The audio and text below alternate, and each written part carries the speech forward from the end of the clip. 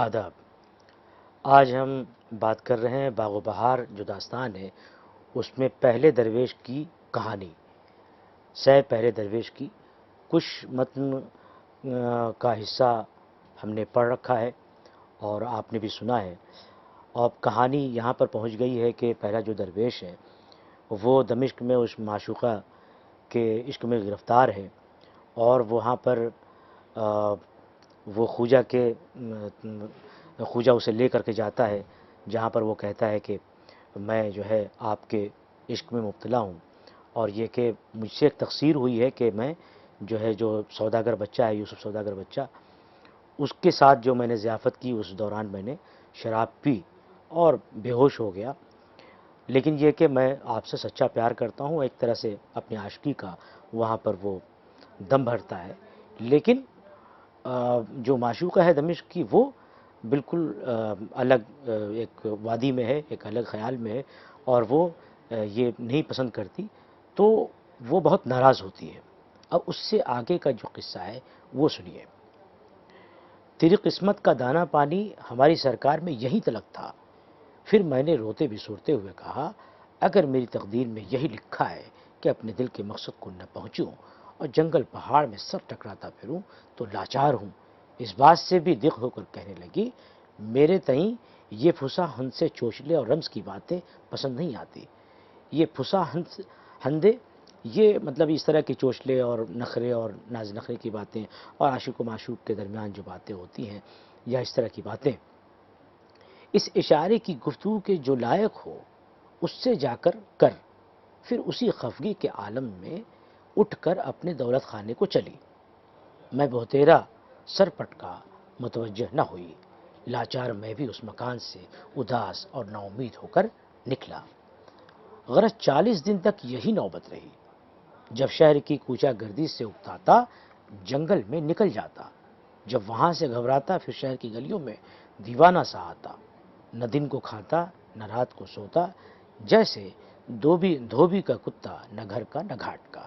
اب یہ مسئلہ ہے یہاں پر کتنی خوبصورتی سے اسے چسپاں کیا ہے، اسے پیش کیا ہے کہ روانی بھی ہے اور پورا مفہوم واضح ہو جاتا ہے۔ زندگی انسان کی کھانے پینے سے ہے، آدمی اناج کا کیڑا ہے، طاقت بدن میں مطلق نہ رہی۔ اپاہج ہو کر اسی مسجد کی دیوار کے تلے جا پڑا کہ ایک روز وہی خواجہ سرا جمعے کی نماز پڑھنے آیا، میرے پاس سے ہو کر چلا۔ میں یہ شعر ناطاقتی سے پڑھ رہا تھا۔ شعر کیا تھا؟ اس درد دل سے موت ہو یا دل کو تاب ہو، قسمت میں جو لکھا ہو الہی شتاب ہو، یعنی کہ جو کچھ بھی قسمت میں لکھا ہو وہ جلدی ہو جائے۔ اگرچہ ظاہر میں صورت میری بالکل تبدیل ہو گئی تھی، چہرے کی یہ شکل بنی تھی کہ جن نے مجھے پہلے دیکھا تھا وہ بھی نہ پہچان سکتا کہ یہ وہی آدمی ہے، لیکن وہ محلی آواز درد کی سن کر متوجہ ہوا، میرے تئیں بغور دیکھ کر افسوس کیا اور شفقت سے مخاطب ہوا کہ آخر یہ حالت اپنی پہنچائی۔ میں نے کہا اب جو ہوا سو ہوا، مال سے بھی حاضر تھا، جان بھی تصدق کی، اس کی خوشی یوں ہی ہوئی تو کیا کروں۔ یہ سن کر ایک خدمتگار میرے پاس چھوڑ کر مسجد میں گیا۔ نماز اور خطبے سے فراغت کر کر جب باہر نکلا، فقیر کو ایک میانے میں ڈال کر اپنے ساتھ خدمت میں اس پری بے پرواہ کی لے جا کر چک کے باہر بٹھایا۔ چک کیا ہے؟ بانس اور سرکنڈے کی جو تیلیاں ہوتی ہیں نا، ان تیلیوں سے جو پردہ بناتے ہیں پرانے گھروں میں، آپ دیکھتے ہوں گے کہ وہ ہوا کے جھکڑ سے اور پردے کے لحاظ سے بھی، پردے کے لیے گھر کے اندر بھی ایک گھر سے دوسرے گھر میں نکلنے کے لیے یا پھر جو آنگن ہے وہاں بھی وہ لگاتے ہیں، وہ ایک پردے کے لیے بھی لگاتے ہیں اور ہوا سے بچنے کے لیے بھی لگاتے ہیں۔ تو چک کے باہر بٹھا دیا۔ اگرچہ میری روحت یعنی تازگی رونق کچھ باقی نہ رہی تھی، پر مدت تلک شب و روز اس پریک کے پاس اتفاق رہنے کا ہوا تھا۔ جان بوجھ کر بیگانی ہو کر خوجے پوچھنے لگی یہ کون ہے؟ اس مرد آدمی نے کہا یہ وہی کمبخت بد نصیب ہے جو حضور کی خفگی اور عتاب میں پڑا تھا، اسی سبب سے اس کی یہ صورت بنی ہے۔ عشق کی آگ میں جلا جاتا ہے، ہر چند آنسوؤں کے پانی سے بجھاتا ہے، پر وہ دونی بھڑکتی ہے۔ یعنی اور افزوں ہوتی ہے اور بڑھتی ہے، کچھ فائدہ نہیں ہوتا، علاوہ اپنی تقصیر کی خجالت سے منہ جاتا ہے۔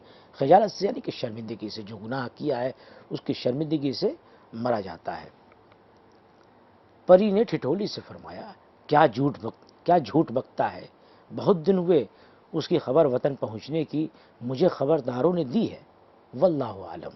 واللہ عالم ایسے موقع پر بولتے ہیں جب کسی بات کا یقین نہیں ہوتا ہے، کوئی بات سنی ہے لیکن اس کے بارے میں یقین سے کچھ نہیں کہہ سکتے تو کہتے ہیں واللہ عالم، کہ اللہ بہتر جانتا ہے۔ واللہ عالم یہ کون ہے اور تو کس کا ذکر کرتا ہے؟ اس دن خواجہ سرا نے ہاتھ جوڑ کر التماس کیا، اگر جان کے امان پاؤں تو عرض کروں۔ فرمایا کہ تیری جان تجھے بخشی۔ خوجا بولا، آپ کی ذات قدردان ہے، واسطے خدا کے چلون کو درمیان سے اٹھوا کر پہچانیے اور اس کی بے کسی کی حالت پر رحم کیجیے۔ ناحق شناسی خوب نہیں، حق شناسی یعنی حق کو پہچاننا، ناحق شناسی یعنی کہ حق کو نہ پہچاننا، یہ اچھی بات نہیں ہے۔ اب اس کے احوال پر جو کچھ ترس کھائیے بجا ہے اور جائز ثواب ہے۔ اتنے کہنے پر مسکرا کر فرمایا، بھلا آگے حد ادب جو مزاج مبارک میں آوے سو ہی بہتر ہے۔ تو اب یہاں پر آپ کو ایک طریقہ بھی دکھ رہا ہے کہ جو ملکہ سے، جو کہ شہزادی ہے، اس سے بات کرنے کا جو خواجہ سرا ہے وہ کس طرح سے بات کرنا ہے، کس لحاظ سے بات کر رہا ہے، کہ اس نے مشورے، بہت ہی قابل قبول مشورے بھی دیے، اس نے بہت اچھے مشورے بھی دیے، لیکن بعد میں اخیر میں یہ چیز بھی کہی کہ آگے حد ادب جو مزاج مبارک میں آوے سو ہی بہتر ہے۔ تو یہ ایک معقول انداز ہے اپنی بات کو رکھنے کا، کہ سارا منظر پس منظر ساری باتیں اس کے سامنے رکھ دی اور پھر اخیر میں یہ چیز کہہ دی کہ جو فیصلہ آپ کا ہے، آپ کے مزاج مبارک میں آوے وہ بہتر ہے۔ کوئی ہے اسے دارالشفا میں رکھو، جب بھلا چنگا ہوگا تب اس کے احوال کی پرسش کی جائے گی، یعنی اس سے پوچھا جائے گا۔ خوجے نے کہا، اگر اپنے دست خاص سے گلاب اس پر چھڑکیے اور زبان سے کچھ فرمائیے تو اس کو جینے کا بھروسہ بندھے۔ نا امیدی بری چیز ہے، دنیا بھی امید قائم ہے، دنیا بامید قائم ہے۔ اس پر بھی اس پری نے کچھ نہ کہا۔ یہ سوال جواب سن کر میں بھی جسے اکتا رہا تھا، یہ ساری باتیں ہو رہی تھیں۔ خوجا جو تھا وہ خواجہ سرا تھا، وہ معشوقہ سے وہ باتیں کر رہا تھا، میرے لیے وہ ایک سفارش کر رہا تھا۔ اب یہ باتیں میں وہاں بیٹھے سن رہا تھا، تو جب یہ باتیں میں نے دیکھی اس کی طرف کہ وہ کچھ توجہ نہیں دے رہی، التفات اس کی طرف سے نہیں ہے، تو کیا ہوا کہ ندھڑک بول اٹھا کہ اب اس طور کی زندگی کو دل نہیں چاہتا، پاؤں تو گور میں لٹکا چکا ہوں، یعنی قبر میں لٹکا چکا ہوں، ایک روز مرنا ہے اور علاج میرا بادشاہ زادی کے ہاتھ میں ہے، کریں یا نہ کریں وہ جانے۔ بارے مقلب القلوب نے، مقلب القلوب یعنی کہ خدا کو کہتے ہیں، دلوں کو پھیرنے والا جو ہوتا ہے، اللہ کی ذات ہے، رب کائنات کی ذات ہے۔ مقلب القلوب نے اس سنگ دل کے دل کو نرم کیا، مہربان ہو کر فرمایا، جلد پادشاہی حکیموں کو حاضر کرو۔ وہی طبیب آ کر جمع ہوئے، نبض قارورہ دیکھ کر، قارورہ خاص طور سے حکیموں کے پاس جب آپ جاتے ہیں تو وہ پیشاب ایک سیمپل جو ہوتا ہے اسے دیکھ کر کے وہ مرض کا پتہ لگا لیتے ہیں، تو نبض قارورہ دیکھ کر بہت غور کی، آخرش تشخیص میں ٹھہرا، یعنی آخر کار تشخیص میں کیا ٹھہرا کہ یہ شخص کہیں عاشق ہوا ہے، سوائے وصل معشوق کے اس کا کچھ علاج نہیں، جس وقت وہ ملے یہ صحت پاوے۔ جب حکیموں کی زبانی یہ مرض میرا ثابت ہوا، حکم کیا اس جوان کو گرم آبے میں لے جاؤ، یعنی کہ گرم حمام میں جہاں پانی گرم پانی بھی رہتا تھا نہانے کے لیے، نہلا کر خاصی پوشاک، خاصی کا لفظ پہلے آ چکا ہے، یعنی کہ بہترین لباس، اچھا لباس پہنا کر حضور میں لے آؤ۔ وہی مجھے باہر لے گئے، حمام کروا، اچھے کپڑے پہنا، خدمت میں پری کی حاضر کیا۔ تب وہ نازنین تپاک سے بولی، تو مجھے بیٹھے بٹھائے ناحق بدنام اور رسوا کیا، اب اور کیا کیا چاہتا ہے، جو تیرے دل میں ہے صاف صاف بیان کر۔ اب وہ جو پہلا فقیر ہے، وہ جو چار فقیر بیٹھے ہوئے ہیں نا، وہاں پہ وہ یہ ہے کہ یا فقراء، اب وہ اپنی کہانی چونکہ بیان کر رہا ہے تو ان تینوں فقیروں کو خطاب کرتا ہے، یا فقراء، اے مطلب ساتھیوں، اے دوستو، اے فقیروں، اس وقت یہ عالم ہوا کہ شادی مرگ ہو جاؤں، شادی مرگ ہو جاؤں، یعنی اتنی خوشی کا مل جانا کہ آدمی اس سے مر جائے، شادی مرگ ہو جاؤں، خوشی کے مارے ایسا پھولا کہ جامے میں نہ سماتا تھا، اور صورت شکل بدل گئی۔ شکر خدا کا کیا اور اس سے کہا، اس دم ساری حکیمی آپ پر ختم ہوئی کہ مجھ سے مردے کو ایک بعد میں زندہ کیا۔ اب اس کی طرف سے ذرا التفات، ذرا توجہ ملی ہے تو اس کی جان میں جان آئی ہے، کیونکہ پہلے تو وہ انکار کر رہی تھی، لیکن جب حکیموں نے دیکھا کہ نبض دیکھی اور قارورہ دیکھ کر کے کہا کہ بھئی اس کا تو معاملہ ہی کچھ اور ہے، یہ تو عاشق ہے، اور جب تک یہ کہ محبوب سے نہ ملے اس کا معاملہ صحیح نہیں ہو سکتا، اس کی صحت واپس نہیں آ سکتی۔ تو اب جو اس نے ذرا سا توجہ ادھر دی ہے تو اس کی حالت تھوڑی بہت سدھرنے لگی۔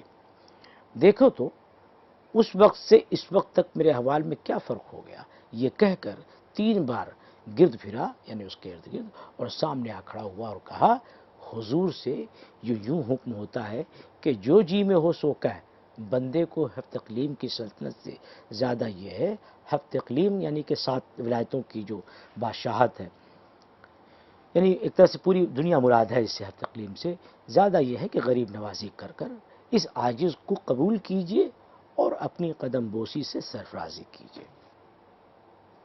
ایک لمحہ تو سن کر غوطے میں گئی، یعنی اس نے غور کیا، پھر کن اکھیوں سے دیکھ کر کہا، بیٹھو، تم نے خدمت اور وفاداری ایسی ہی کی ہے، جو کچھ کہو سو پھبے ہے، پھبے یعنی کہ زیب دیتا ہے، اور اپنے بھی دل پر نقش ہے، خیر ہم نے قبول کیا۔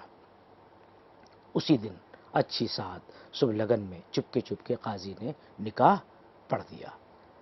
بعد اتنی محنت اور آفت کے خدا نے یہ دن دکھایا کہ میں نے اپنے دل کا مدعا پایا، لیکن جیسی دل میں آرزو اس پری سے ہم بستر ہونے کی تھی، ویسی ہی جی میں بے کلی اس واردات عجیب کے معلوم کرنے کی جی میں تھی کہ آج تک میں نے کچھ نہ سمجھا کہ یہ پری کون ہے، اور وہ حبشی سانولا سجیلا جس نے ایک پرزے کاغذ پر اتنی اشرفیوں کے بدرے یعنی کہ تھیلیاں میرے حوالے کیے تھے کون تھا، اور وہ تیاری ضیافت کی بادشاہوں کے لائق ایک پہر میں کیوں کر ہوئی، اور وہ دونوں بے گناہ اس مجلس میں کسی لیے مارے گئے، اور سبب خفگی اور بے مروتی کا باوجود خدمت گزاری اور ناز برداری کے مجھ پر کیا ہوا، اور پھر ایک بارگی اس عاجز کو یوں سر بلند کیا۔ غرض اسی واسطے بعد رسومات عقد کے 8 دن تلک باوصف اس اشتیاق کے قصد مباشرت کا نہ کیا، یعنی اس کے پاس نہیں گیا۔ رات کو ساتھ سوتا، دن کو یوں ہی اٹھ کھڑا ہوتا۔ ایک دن غسل کرنے کے لیے میں نے خواص کو کہا، خواص یعنی کہ خاص جو نوکر ہوتے ہیں، امیروں اور شہزادوں اور بادشاہوں کے ہاں ہوا کرتے تھے، ان کو خواص کہتے تھے، میں نے خواص کو کہا کہ تھوڑا پانی گرم کر دے تو نہاؤں۔ ملکہ مسکرا کر بولی، کس برتے پر تتا پانی؟ تو یہ کہ مطلب کہ کیوں گرم پانی چاہیے، کس لیے وہ، اور اس کا مفہوم یہ بھی ہے کہ اس حقیقت پر یعنی کہ اس صلاحیت پر اور اس پہ جو ہے یہ شیخی یہ وہ ہے۔ میں خاموش رہا۔ یہ مسئلہ یہاں پر بہت اچھی طرح سے فٹ کی ہے، کیونکہ جو پورا ماحول چل رہا ہے، یعنی کہ شادی بھی ہو گئی، عقد بھی ہو گیا، اس کے بعد بھی جو ایک عام معمول کی چیز ہے وہ نہیں ہو پا رہی ہے، تو اس پر اس نے اب یہ چونکہ غسل کرنے جا رہا ہے تو اس پر اس نے یہ بات کہی ہے، تو بالکل مناسب جگہ پر یہ بات ہے۔ لیکن وہ پری کی حرکت سے حیران ہوئی، بلکہ چہرے پر آثار خفی کے نمود ہوئے، یہاں تلک کہ ایک روز بولی، تم بھی عجیب آدمی ہو، یا اتنے گرم یا ایسے ٹھنڈے، اس کو کیا کہتے ہیں؟ اگر تم میں قوت نہ تھی تو کیوں ایسی کچی ہوس پکائی؟ اس وقت میں نے بے دھڑک ہو کر کہا، اے جانی، منصفی شرط ہے، آدمی کو چاہیے کہ انصاف سے نہ چوکے۔ بولی، اب کیا انصاف رہ گیا ہے؟ جو کچھ ہونا تھا سو ہو چکا۔ فقیر نے کہا، واقعی بڑی آرزو اور مراد میری یہی تھی، سو مجھے ملی، یعنی کہ تم سے قریب ہونا، تمہارے ساتھ شادی ہونا، یہ مجھے مل گئی، لیکن دل میرا دبدے میں ہے. دبدھا اب دیکھیے ہندی کا لفظ ہے, تذبذب استعمال کرتے ہیں اردو میں, لیکن دبدھا دبدے میں ہے اور دو دل آدمی کی خاطر پریشان رہتی ہے. یعنی ایسا آدمی جس کا خیال دو طرف جاتا ہے, اس کی جو طبیعت ہے وہ پریشان رہتی ہے, اس سے کچھ نہیں ہو سکتا. یعنی اس کو چونکہ سکون حاصل نہیں ہے تو وہ کچھ نہیں کر سکتا, انسانیت سے خارج ہو جاتا ہے. میں نے اپنے دل میں یہ قول کیا تھا, یعنی ایک طرح سے پیمان لیا تھا اپنے دل سے, کہ بعد اس نے کہا کہ عین دل کی شادی ہے, بازی باتیں جو خیال میں نہیں آتی اور نہیں کھلتی, حضور میں پوچھوں گا, یعنی آپ سے پوچھوں گا کہ زبان مبارک سے اس کا بیان سنوں تو جی کو تسکین ہو. اس پری نے چیبہ جبی ہو کر کہا, کیا خوب ابھی سے بھول گئے, یاد کرو بارہا ہم نے کہا ہے کہ ہمارے کام میں ہرگز دخل نہ کیجیو اور کسی بات کے معترض نہ ہو جو خلاف معمول یہ بے ادبی کرنی کیا لازم ہے. فقیر نے ہنس کر کہا, جیسی اور بے ادبیاں معاف کرنے کا حکم ہے, ایک یہ بھی صحیح.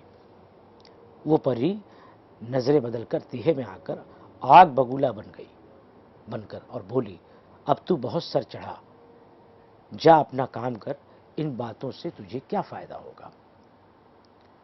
میں نے کہا, دنیا میں اپنے بدن کی شرم سب سے زیادہ ہوتی ہے, لیکن ایک دوسرے کا واقف کار ہوتا ہے. بس جب ایسی چیز دل پر روا رکھی تو اور کون سا بھید چھپانے کے لائق ہے. یعنی جب تم سے شادی ہو گئی اور جو ہے ساری چیزیں, سارے جو معاملات ہیں وہ ہوں گے, تو اب اس کے بعد ایسا کون سا بھید رہ گیا ہے جسے چھپایا جائے. کوئی چھپانے کی ضرورت نہیں ہے, اب تو کھل کر کے بات کر لو, بتا دو. میری اس رمز کو وہ پری وقوف سے دریافت کر وقوف سے یعنی کہ وہ ٹھہر کر کے اس نے بات سوچی کہ یہ جس نے کہی ہے کہ دنیا میں اپنے بدن کی شرم سب سے زیادہ ہوتی ہے, اور جب شادی ہو گئی تو ظاہر ہے کہ وہ سب ایک دوسرے کا ہو گیا, دونوں ایک دوسرے کے ہو گئے, تو اب کوئی ایسا بھید اس سے چھپانے کا نہیں ہے. تو وقوف کر کے دریافت کر کہنے لگی, یہ بات سچ ہے, پر جی میں یہ سوچ آتا ہے کہ مجھ نگوڑی کا راز فاش ہو تو بڑی قیامت مچے. میں بولا, یہ کیا مذکور ہے, بندے کی طرف سے یہ خیال دل میں لاؤ اور خوشی سے ساری کیفیت نہ لاؤ. بندے کی طرف سے یہ خیال دل میں نہ لاؤ اور خوشی سے ساری کیفیت جو بیتی ہے فرماؤ, ہرگز میں دل سے زبان تک نہ لاؤں گا, کسی کے کان پڑنا کیا امکان ہے. جب اس نے دیکھا کہ سوائے کہنے کے اس عزیز سے چھٹکارا نہیں, لاچار ہو کر بولی, ان باتوں کے کہنے میں بہت سی خرابیاں ہیں, تو خواہ نخواہ درپے ہوا. خیر تیری خاطر عزیز ہے اس لیے اپنی سرگزشت بیان کرتی ہوں, تجھے بھی اس کا پوشیدہ رکھنا ضرور ہے. خیر خبر شرط. غرض بہت سی تاکید کر کہنے لگی کہ میں بدبخت ملک کے دمشق کے سلطان کی بیٹی ہوں اور وہ سلاطینوں سے بڑا بادشاہ ہے. سوائے میرے کوئی لڑکا والا اس کے ہاں نہیں ہوا. جس دن سے میں پیدا ہوئی ماں باپ کے ناز و نعم کے سائے میں ناز و نعمت اور خوشی خرمی سے پلی. جب ہوش آیا تب اپنے دل کو خوبصورت اور نازنینوں کے ساتھ لگایا. چنانچہ ستھری پریزاد ہمجولی عمرہ زادیاں مصاحبت میں اور اچھی قبول صورت حمور خواصیں سہیلیاں خدمت میں رہتی تھی. تماشا ناچ اور راگ رنگ کا ہمیشہ دیکھا کرتی. دنیا کے بھلے برے سے کوئی سروکار نہ تھا. اپنی بے فکری کے عالم کو دیکھ کر سوائے خدا کے شکر کے کچھ منہ سے نہ نکلتا تھا. تو اب یہ جب اس نے بہت ضد کی ہے فقیر نے, پہلے درویش نے, کہ نہیں مجھے وہ سب جاننا ہے, اور وہ پہلے تو تیار نہیں ہوتی ہے کہ نہیں مجھے تمہیں نہیں بتانا ہے, لیکن جب وہ کچھ اور باتیں کہتا ہے کہ بھائی جب شادی ہو گئی سارا معاملہ ہو گیا, تو اب یہ کہ نہ تم سے کوئی پردہ ہے نہ مجھ سے کوئی پردہ ہے, تو اب بہتر ہے کہ سارے جو راز ہے یا یہ باتیں میرے دل میں خواہش ہیں ان باتوں کو جاننے کی کہ کیا ہے تو اس کو بتاؤ. تو اب وہ اپنی تفصیل پوری وہ بتا رہی ہے کہ کیا کیا بات ہے,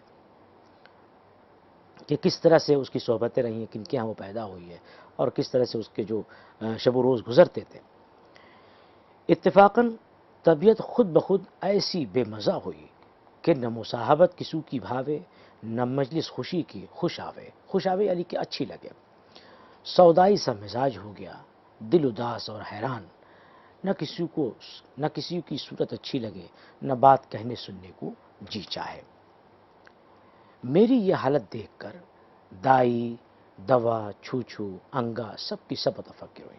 اب یہ چاروں جو نام ہے، دائی، دوا، چھوچھو اور انگا، یہ سب جو کام والیاں تھیں۔ دائی تو جانتے ہیں کہ ڈیلیوری جو کے وقت کام آتی ہے، دوا جو نگہداشت کرتی ہے بچے کی پرورش کے لیے، کھلائی جسے ہم کہتے ہیں، چھوچھو وہ عورت ہوتی ہے جو خدمتگار، جو بچے کے جو گندے کپڑے ہوتے ہیں وہ صاف کرتی ہے۔ اسی طرح سے یہ چاروں چیزیں ہیں، سب کی سب متفکر ہوئیں اور قدم پر گرنے لگی۔ یہی خواجہ سرا نمک حلال قدیم سے میرا محرم اور ہمراز ہے، اس سے کوئی بات مخفی نہیں۔ میری وحشت کو دیکھ کر بولا کہ اگر پادشاہ زادی تھوڑا سا شربت ورق الخیال کا نوش جاں فرماوے تو اغلب ہے کہ طبیعت بحال ہو جاوے۔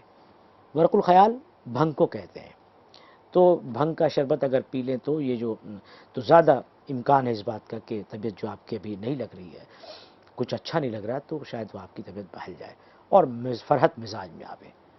اس کے اس طرح کہنے سے مجھے بھی شوق ہوا، تب میں نے فرمایا جلد حاضر کر۔ محلی باہر گیا اور ایک سراہی اسی شربت کی تکلف سے بنا کر برف میں لگا کر لڑکے ہاتھ لیوا کر آیا۔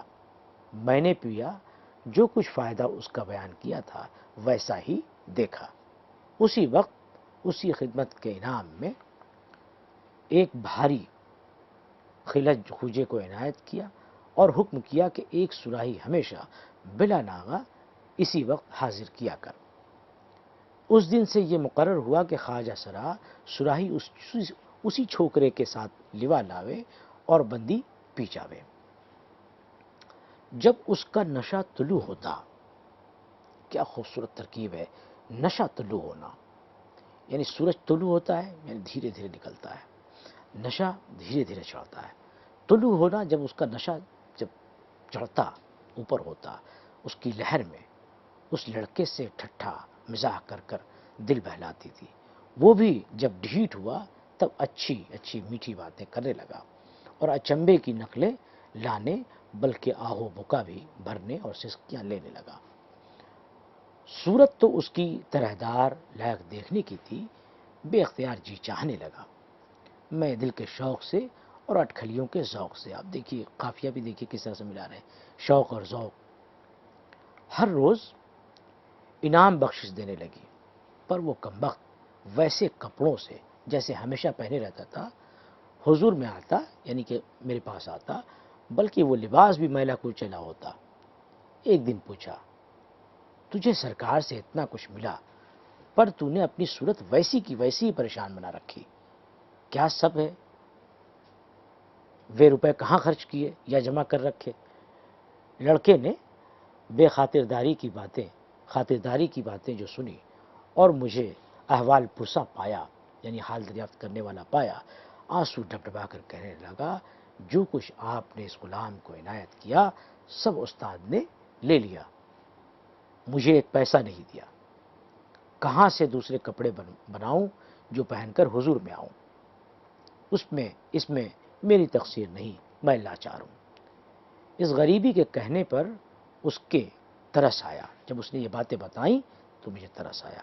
وہی خواجہ سرا کو فرمایا کہ آج سے اس لڑکے کو اپنے صحبت میں تربیت کر اور اچھا لباس تیار کروا کر پہنا اور لونڈوں میں بے فائدہ کھیلنے کودنے نہ دے، بلکہ اپنی خوشی یہ ہے، یعنی میری خواہش یہ ہے کہ آداب لائق حضور کی خدمت کے سیکھے، یعنی میرے پاس جو آتا ہے تو میری مجلس کے جو آداب ہیں وہ یہ سیکھے اور حاضر رہے، میرے پاس رہے۔ خواجہ سرا موافق فرمانے کے بجا لایا اور میری مرضی جو ادھر دیکھی نہایت اس کی خبرگیری کرنے لگا، یعنی اس کی نگہداشت کرتا، اس کے بارے میں پتہ کرتا رہتا۔ تھوڑے دنوں میں فراغت اور خوشخوری سے خیر کے سبب اس کا رنگ و روغن کچھ کا کچھ ہو گیا اور کینچلی سی ڈال دی، یعنی کہ رونق آ گئی اس کے چہرے پر، اس کی پوری جو پرسنالٹی تھی وہ کھل کر کے آ گئی۔ میں اپنے دل کو ہر چند سنبھالتی، پر اس کافر کی صورت جی میں ایسی کھب گئی تھی یعنی کہ بالکل پیوست ہو گئی تھی۔ اب کھبنا کیا خوبصورت سا لفظ ہے، بہت ہی آسان سا سامنے کا لفظ ہے، لیکن جس طرح سے یہاں پر استعمال ہوا ہے، جس سیاق سباق میں، وہ بالکل وہاں پر فٹ بیٹھتا ہے۔ یہی جی چاہتا تھا کہ مارے پیار کے اسے کلیجے میں ڈال رکھوں اور اپنی آنکھوں سے ایک پل جدا نہ کروں۔ آخر اس کو مصاحبت میں داخل کیا اور خلعتیں طرح بطرح کے اور جواہر رنگ برنگ کے پہنا کر دیکھا کرتی۔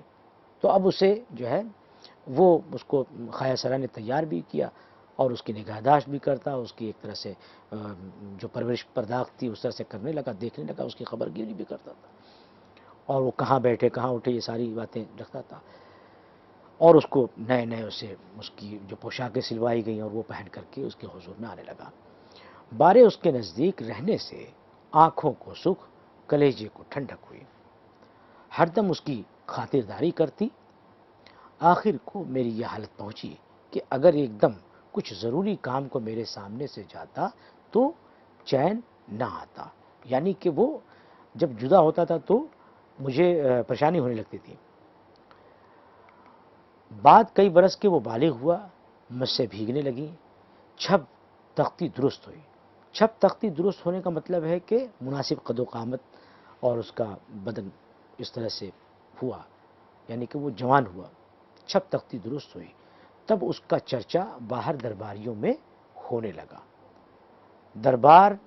دربان اور روننے وہ ہوتے ہیں، وہ نوکر خدمتگار ہوتے ہیں جو دروازے پر محل کے کھڑے رہتے ہیں اور سودا صرف لانے کے لیے، گھر کا کام کاج اور کرنے کے لیے وہ مامور ہوتے ہیں۔ میوڑے، باریدار اور یہ ساول چوبدار اس کو محل میں اندر آنے جانے سے منع کرنے لگے۔ آخر اس کا آنا موقوف ہوا۔ مجھے تو اس بغیر کل نہ پڑتی تھی، ایک دم پہاڑ تھا۔ جب یہ احوال نا امیدی کا سنا، ایسی بدحواس ہو گئی کہ گویا مجھ پر قیامت ٹوٹی، اور یہ حالت ہوئی کہ کچھ نہ کہہ سکتی ہوں، نہ اس بن رہ سکتی ہوں، کچھ بس نہیں چل سکتا، الہی کیا کروں۔ عجب طرح کا قلق ہوا۔ مارے بے قراری کے اس محلی کو جو میرا بھیدو تھا بلا کر کہا کہ مجھے غور اور پرداخت اس لڑکی کی منظور ہے، بالفعل صلاح وقت یہ ہے کہ 1000 اشرفی پونجی دے کر چوک کے دوراہے میں دکان جوہری کی کروا دو تو تجارت کر کے اس کے نفع سے اپنی گزران فراغت سے کیا کریں، اور میرے محل کے قریب ایک حویلی اچھے نقشے کی رہنے کے لیے بنوا دو۔ لونڈی، غلام، نوکر چاکر جو ضرور ہوں مول لے کر، اور درماہا یعنی کہ تنخواہ مقرر کر اس پاس رکھوا دو کہ کسی طرح سے بے آرام نہ ہو، یعنی اس کے آرام کا اتنا خیال تھا۔ خواجہ سرا نے اس کی بود و باش کی اور جوہری پنے اور تجارت کی سب تیاری کر دی۔ تھوڑے عرصے میں اس کی دکان ایسی چمکی اور نمود ہوئی کہ جو خلعتیں فاخرہ اور جواہر بیش قیمت سرکار میں پادشاہ کی اور امیروں کی درکار و مطلوب ہوتے، اسی کے ہاں بہم پہنچتے، یعنی اس کے ہاں وہ بڑی سی دکان ہو گئی اور ساری چیزیں وہاں پر ملتی تھی۔ آہستہ آہستہ یہ دکان جمی کہ جو تحفہ ہر ایک ملک کا چاہیے وہیں ملے۔ سب جوہریوں کا روزگار اس کے آگے مندہ ہو گیا۔ غرض اس شہر میں کوئی برابری اس کی نہ کر سکتا، بلکہ کسی ملک میں ویسا کوئی نہ تھا۔ تو آج کا بیان ہم یہاں پر روکتے ہیں کہ اب میں جو معشوقہ ہے جو دمشق کی، وہ اپنی پچھلی کہانی ایک طرح سے فلیش بیک میں یہ کہانی اب چلی گئی ہے کہ وہ اس نے کیوں مارا ہے، اور اس کے ساتھ جو پہلا درویش ہے، سیر درویش کی ہم پڑھ رہے ہیں، تو وہ جب پوچھتا ہے کہ آخر یہ بہت سارے واقعات ایسے ہوئے ہیں جن کو میں جاننا چاہتا ہوں کہ کیا تھے، تو اب ان کہانی اس پر سے وہ پردہ اٹھاتی ہے معشوقہ۔ تو اب اس کہانی کو ہم آگے بھی پڑھیں گے اور وہاں جانیں گے، اور پھر اخیر تک دیکھیں گے کہ یہ جو پہلے درویش کی جو سیر ہے اس میں کس طرح کے اور بھی واقعے شامل ہیں۔ تو مجھے امید ہے کہ آج کا یہ جو حصہ یہاں پر پڑھا گیا اور باتیں ہوئیں آپ سے، اس حصے کو آپ نے سمجھا ہوگا اور آج آپ کو یہ سبق پسند آیا ہوگا۔ بہت بہت شکریہ۔